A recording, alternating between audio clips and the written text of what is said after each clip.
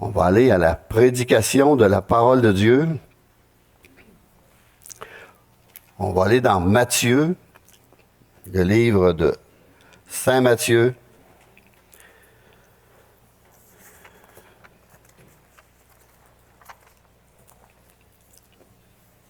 Au chapitre 1er, à partir du verset 18.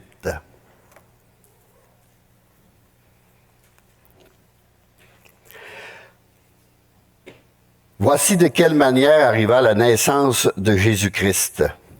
Marie, sa mère, ayant été fiancée à Joseph, se trouva enceinte par la vertu du Saint-Esprit,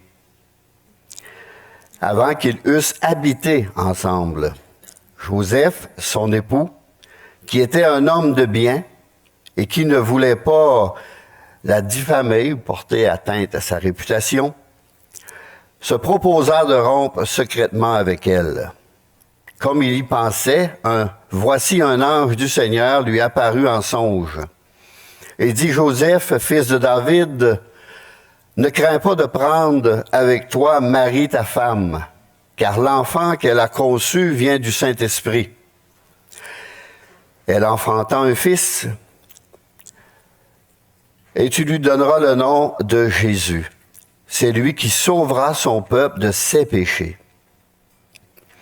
Tout cela arriva afin que s'accomplisse ce que le Seigneur avait annoncé par le prophète. Voici, ça avait été prophétisé dans Isaïe, dans la parole de Dieu, dans le passé. 500-600 ans, si ce n'est pas 700 ans avant. Voici la Vierge sera enceinte, elle enfantera un fils et on lui donnera le nom d'Emmanuel, ce qui signifie Dieu avec nous. Joseph, s'étant réveillé, fit ce que l'ange du Seigneur lui avait ordonné, et il prit sa femme avec lui. Mais ne la connut point, jusqu'à ce qu'il eût enfanté un fils, auquel il donna le nom de Jésus. Alléluia. On va prier. Seigneur, peux-tu nous parler par ta parole? C'est ta parole. Rends-la vivante, rends-la tranchante, pénétrante, qu'elle puisse sonder nos cœurs aussi et nous parler fortement, Seigneur. Nous ouvrons notre cœur à cette parole, parce que cette parole vient de toi, Seigneur. Et ce que nous avons lu est vraiment arrivé. Et c'est dans le nom de Jésus que je te prie, Père. Amen. Noël signifie nativité dans une autre langue, mais jour de naissance pour nous. C'est le jour de la naissance de Jésus. Le mot qui exprime le mieux la signification de Noël, c'est Emmanuel, qui signifie, comme on a lu, Dieu avec nous, Dieu parmi nous. Quel événement extraordinaire et glorieux! C'est Dieu lui-même qui, par amour, vient à nous. Dieu s'approche de nous par Jésus-Christ. Jésus a même dit, celui qui m'a vu a vu le Père. Moi et le Père, nous sommes un. Il a pris un revêtement humain pour venir à notre rencontre afin que nous ne soyons pas effrayés. Hein? Dieu aurait pu descendre du ciel, tout le monde. Ça va arriver un jour, qu'il dit. Mais la première fois qu'il est venu sur une forme d'enfant. Alors voici quel signe. Vous le reconnaîtrez. À quel signe? Vous trouverez un enfant emmailloté et couché dans une crèche. Dieu est entré dans le monde le plus humblement possible. Dans la pauvreté la plus grande aussi. Jésus est l'ami des petits. Il est aussi l'ami des grands, l'ami des pauvres, de ceux qui sont fatigués, chargés, de ceux qui pleurent, de ceux qui ont faim et soif de justice et d'amour. C'est l'ami de ceux qui veulent une vraie vie. Car c'est lui qui est la raison et la joie de toute vie. C'est lui qui peut transformer la nuit en lumière, transformer la tristesse en joie, transformer la pauvreté, on pourrait dire spirituelle, en richesse spirituelle. C'est lui qui a dit que Dieu nous aimait et qu'il s'intéresse à chacun de nous personnellement. C'est Jésus qui nous a appelés à parler de la miséricorde, de la patience et de la bonté de Dieu et de la grâce de Dieu. C'est lui le cadeau, c'est lui le don de Dieu et c'est sa fête à lui. S'il vous plaît, volons-lui pas cette fête-là. Invitons-le à participer. Dieu nous a aimés et il nous aime. Il nous aimera toujours. Et cet amour consiste non pas en ce que nous avons aimé Dieu, mais en ce qu'il nous a aimés et envoyé son Fils comme victime expiatoire pour nos péchés. Ça, c'est écrit dans 1 Jean 4, 10. Jésus n'est pas demeuré enfant. Il a grandi. Il a marché dans ce monde. Il est devenu un homme. Il a participé au sang et à la chair afin de mourir. Il était venu pour mourir pour nous sur une croix. Tout était prédit d'avance. Jésus est venu enlever nos péchés. Il est venu dans un monde pour donner sa vie comme une rançon pour plusieurs. Jésus a donné sa vie en sacrifice pour le péché des hommes. Voilà l'unique but de sa venue sur cette terre. Il est venu pour mourir. C'est l'âme même de Noël. Et il y a un verset, on a fait écrire après le mur ici, Jean 3, 16. Car Dieu a tant aimé le monde, c'est nous ça, qu'il a donné son Fils unique, afin que quiconque croit en lui ne périsse point, mais qu'il ait la vie éternelle, qu'il hérite de cette vie éternelle. Il y a une vie après la mort, chers amis. On ne va pas dans la terre et on reste là. Non, notre âme, là, retourne à Dieu. Alors les bougies peuvent s'éteindre, les beaux arbres disparaître, mais la joie de Noël demeure dans le cœur de celui qui est un enfant de Dieu. Ce n'est pas la joie d'un jour, ni même d'une quinzaine de jours. C'est la joie de toute l'année. C'est la joie de toutes les années. Et c'est la joie de l'éternité entière. Parce qu'un jour, on va se retrouver dans sa présence.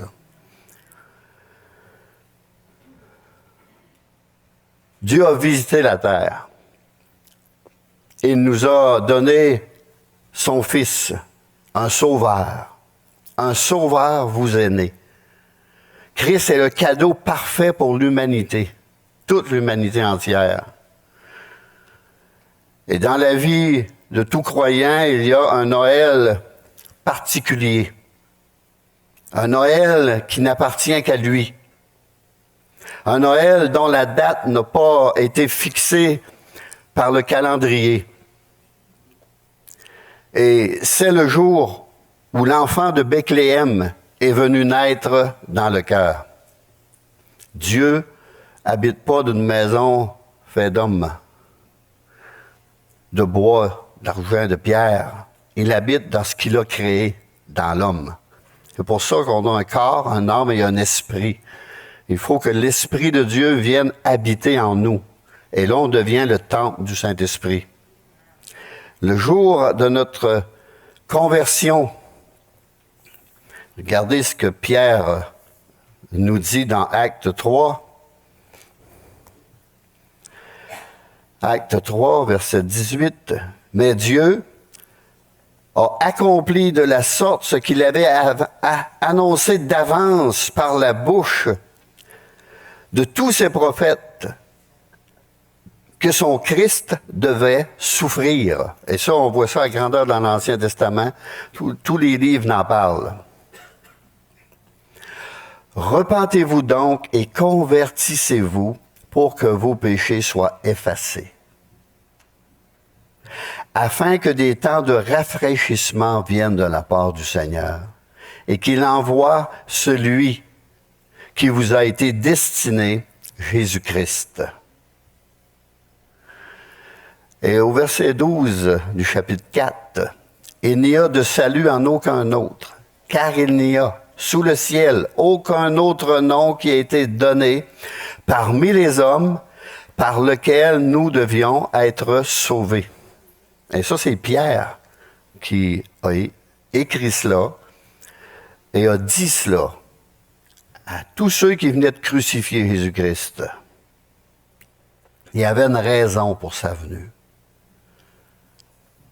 Le jour de notre conversion, quel Noël inoubliable. Le jour où Jésus est entré en nous pour y faire sa demeure. Et c'est ainsi que Noël a une suite. Le petit enfant a grandi chaque jour afin de pouvoir accomplir l'œuvre que le Père lui avait confiée. On voit tout miracle que Jésus a fait. Il a même ressuscité des morts. Il est même lui-même ressuscité. Et Jésus doit aussi grandir dans notre cœur et y prendre plus de place, plus de force, plus de pouvoir. Oui, Noël a sa suite. La croissance de Jésus en chacun de nous. Vous savez, Marie avait Jésus dans son ventre et il grandissait dans son ventre, il croissait. Mais nous aussi, lorsqu'on accepte Jésus, il vient en nous et il doit croître, il doit grandir en chacun de nous. Dans Luc 1, 46, le cantique de Marie, qui commence par cette parole, « Mon âme exalte le Seigneur, mon âme célèbre le Seigneur. » Et au verset 47, « Et mon esprit se réjouit en Dieu mon Sauveur. » Mon esprit a de l'allégresse, a de la joie en Dieu mon Sauveur. Même Marie avait besoin d'un Sauveur. Elle reconnaît Jésus comme un Sauveur. Une autre version dit « Mon âme magnifie le Seigneur ». Magnifier signifie exalter, célébrer la grandeur. En d'autres mots, le faire grand. Dieu est grand. Dieu est tout-puissant. Il a tout créé. La pensée de Marie est donc celle-ci. Dans mon âme grandit le Seigneur. Dans mon âme grandit le Seigneur. Cela veut dire que pour Marie, à ses yeux, dans son cœur, Dieu lui apparaît chaque jour plus merveilleux, plus grand, plus puissant, plus vrai. C'est ce que Marie proclame avec toute la joie et l'amour. Et chaque personne se fait une idée de Jésus ou de Dieu. Chacun se représente ou le représente de telle ou de telle manière. Souvent, ils n'ont même pas d'idée. Trop souvent, malheureusement, c'est une bien pauvre idée. Pour certains, ce n'est seulement un mot de plus, Dieu. Qui est-il? Que veut-il? Que dit-il? Que fait-il? Comment est-il? Ils n'en savent rien ou si peu. Et ne cherchent pas à en savoir davantage non plus. C'est triste, c'est malheureux. Il prononce le nom de Dieu, le nom de Jésus-Christ, sans aucun respect, sans aucune émotion particulière, comme n'importe quel autre nom. Ces personnes ont un Dieu si minuscule, si petit, que des journées entières se passent sans qu'ils le voient, sans avoir aucune pensée pour lui non plus. Leur travail, leur occupation, leurs soucis, leur amusement prennent toutes leurs pensées, occupent tout leur cœur et tout leur temps. Il ne reste rien pour Dieu. Il disparaît derrière tout cela. Mais pour ceux qui le connaissent vraiment, ont un Dieu plus grand, un Dieu qui se manifeste souvent dans leur vie, un Dieu qui joue un rôle très important. Je le connais et chaque jour, je me réjouis de tout mon cœur en Dieu mon Sauveur. Marie dit, « Mon esprit se réjouit en Dieu mon Sauveur. » Elle aussi avait une joie réelle, une joie puissante. Ce que Dieu veut, c'est grandir davantage dans notre cœur. Il veut prendre toute la place qui lui revient, pleinement, mes amis. Et trop souvent, nous laissons les soucis nous envahir et les biens matériels prendre sa place.